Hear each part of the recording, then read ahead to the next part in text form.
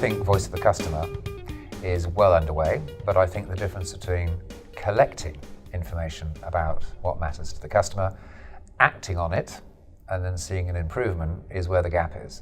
We're increasingly understanding that the quality of engagement with customers is a function of colleague engagement. And colleague engagement in brands is about 30% globally.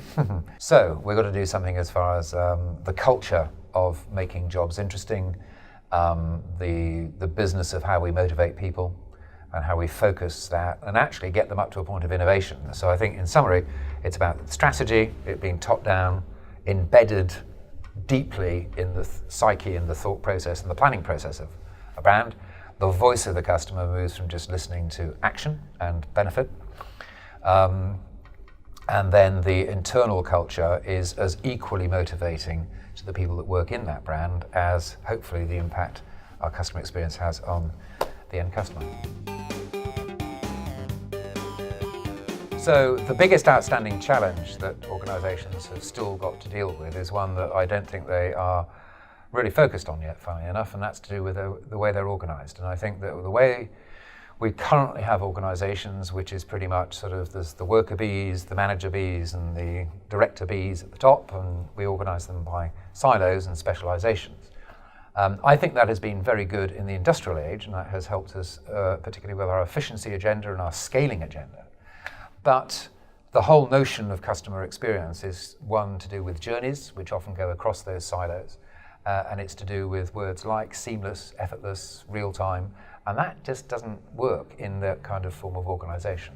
What is the best way of organising yourself? And I think that remains a big open question for people at this particular point in time.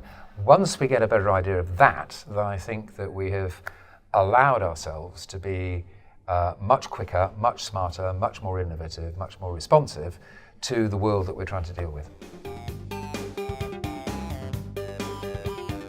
At the moment, I am increasingly convinced that the new world of artificial intelligence, which translates into smart assisted service, will result in many more of our customers being able to get what they want without needing to put a human being between them and what they want as an outcome.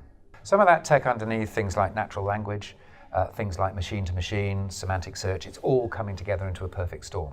And it's no coincidence that people like, Apple and Siri, things like Amazon and the Alexa product, they're all arriving. Google's doing its own one as well. And we have now just flipped into, I think they're now calling this next phase cognitive computing, where it gets smart.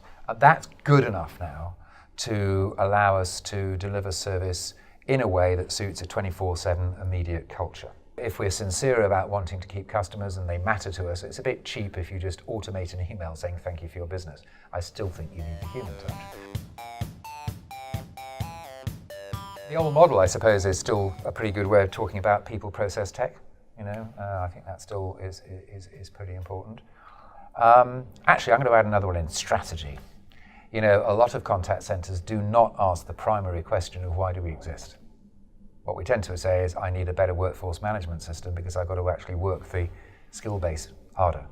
But I think it's much more important in today's world of saying, look, what are we here to do? What are we attempting to achieve and how are we measuring that? So I think we need much more of an effectiveness, customer experience set of objectives and agendas. So get the strategy right. Where does that fit into the bigger picture? I think that's one of the foundation things that we've got to get right.